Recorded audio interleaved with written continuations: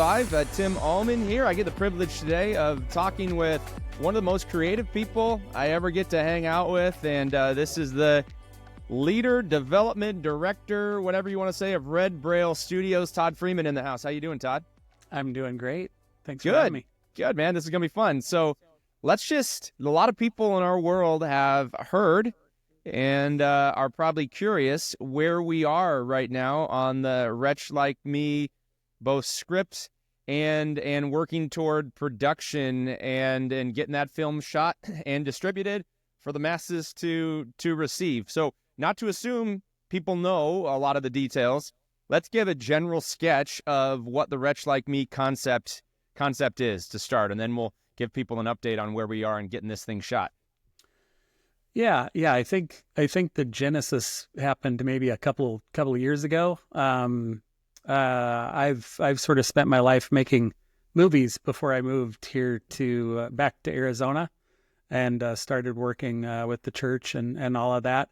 I started to feel God's sort of call to make another movie, but to do something completely different, and that's sort of coupling the two things that I was sort of raised on. You could read more on the Red Braille blog, but my dad was a Baptist minister, and he would show us like 16 millimeter prints of movies on like a Saturday night, and the next morning we would get up and go to church, and he would be preaching, and he baptized me, but also sort of showed me all of these great old movies, not just horror movies, but just all of the classics and all of those things. So deep appreciation for love of movies. And then with his passing just last year, I sort of had the script was basically written, but then I had some sort of new thoughts on especially the ending and how we can sort of introduce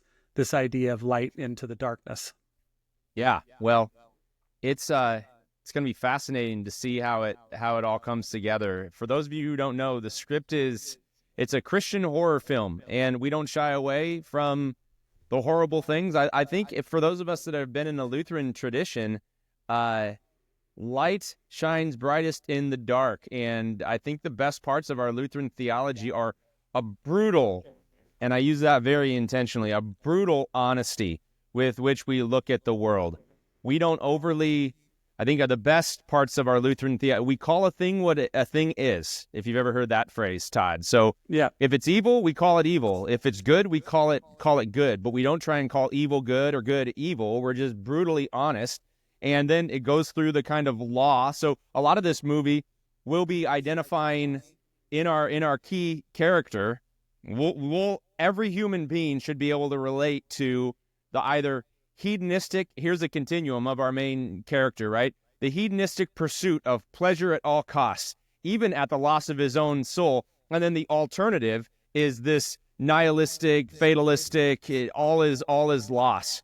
Jesus meets him at both of those extremes and gives him a new understanding of his story.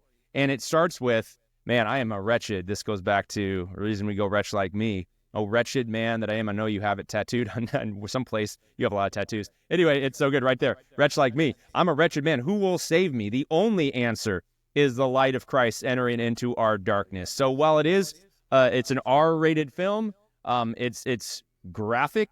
Our sin is graphic. And I think, to go off on the Luther piece a little bit, Luther was a bit edgy, in some of his comments, at least, yeah, to say the least. And so if there's some like pietistic sensibility in you that Christians shouldn't be engaging in such things, well, Lutherans definitely have historically, and so this is just in that line. And it's a unique. Why don't you talk to people in terms of the horror film market? This is something that's brand new in a Jesus lens brought to the horror genre. Talk about that, Todd.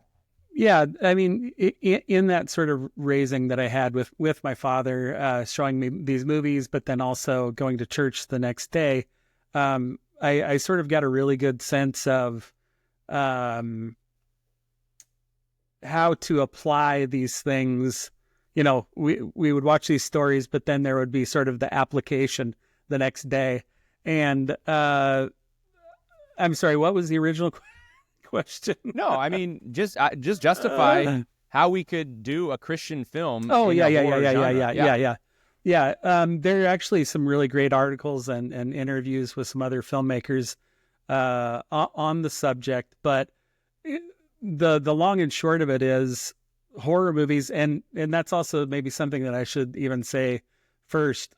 I don't think even maybe a lot of people know what I mean when I say even horror movie, Yeah, because this is not a slasher movie.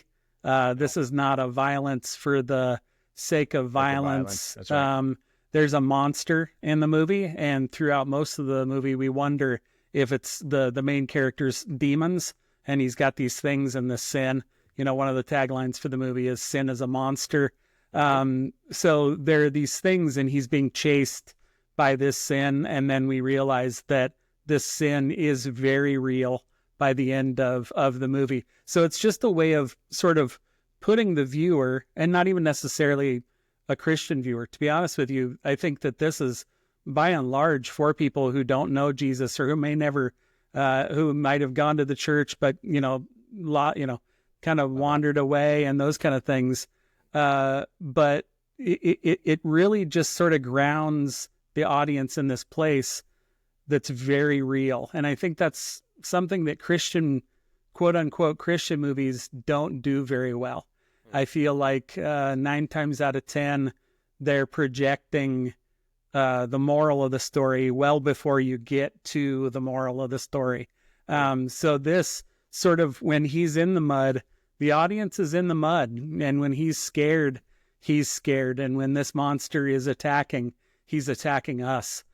So it is a very visceral and I think very exciting movie to be a part of, just because it attacks all of your senses. And then ultimately, about 10 minutes before the movie's over, there's sort of a moment where we sort of pull the Band-Aid off and show the audience what it's all about. And I don't think that they'll see it coming, just because it is a horror movie. Plain and simple. People are enjoying a story and are sort of, plunged into it from the get-go, being dragged through all of it to its inevitable conclusion. And that inevitable conclusion ends with them finding Jesus. So good. So give an update on where we're at and how people can get involved. Yeah, so right now we're raising funds sort of through this. We call it sort of an internal campaign to raise $50,000 to take these next steps of pre-production.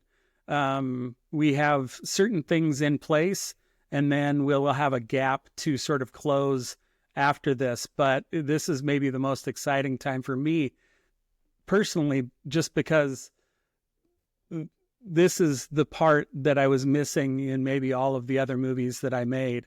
And that's sort of being surrounded by my brothers and sisters in Christ and the people that know the ending, quote unquote, getting excited about the ability to speak to people at their level. So, in the past, it's always been sort of just financing through people who like movies or those kind of things. But this is really focused on this part of the campaign is focused on people who understand that this is sort of a mission field, and it's just sort of ready for the taking, quote unquote.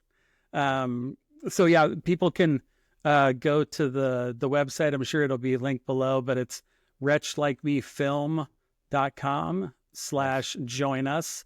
And you can give there. We've been, in the last few weeks, we've gotten a lot of smaller donations. We've got some people who are giving small donations weekly that are sort of ongoing. Yeah, there's just some really exciting stuff happening right now. I couldn't be more excited.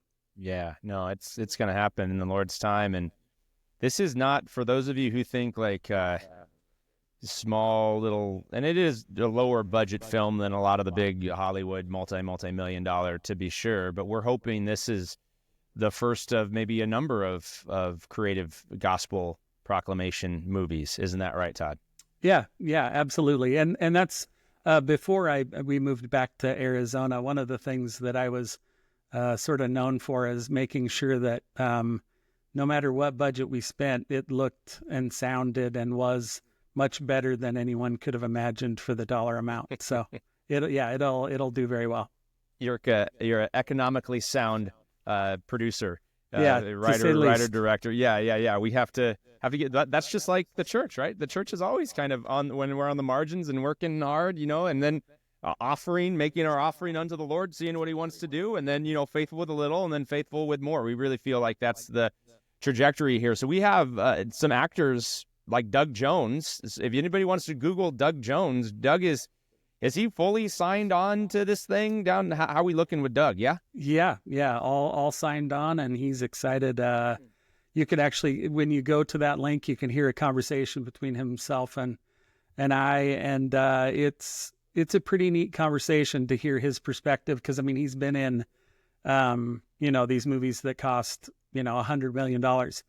So his perspective on a script like this is pretty neat to listen to.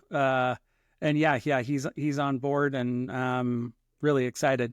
He actually is a member of LCMS member in California, and that's how we sort of strangely were connected to him. And then he read it and was really excited. So it's very cool.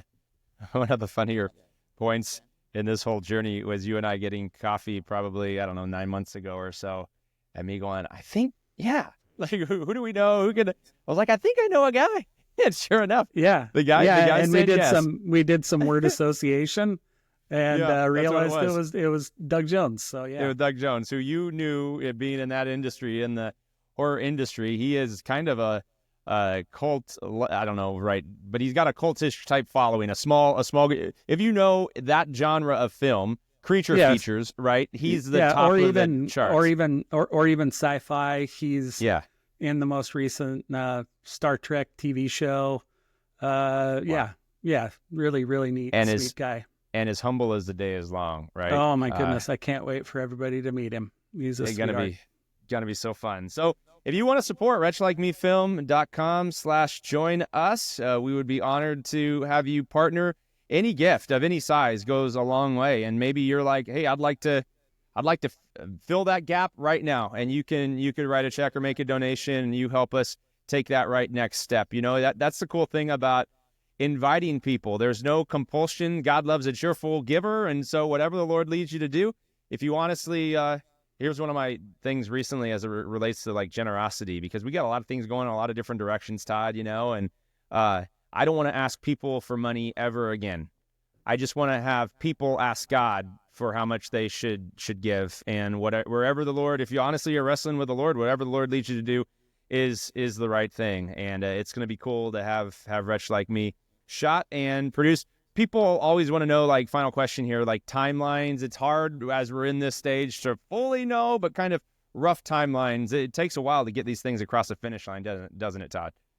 Yeah. Right now we're hoping to film it in the fall, and then we'll be sort of finalizing exactly where we'll be doing some of the post-production, because we can get rebates that'll help with the budget if we do some of the post-production in different places and those kind of things. But our guesstimate is that we'll be done May, June next year. So good. This is CG Live.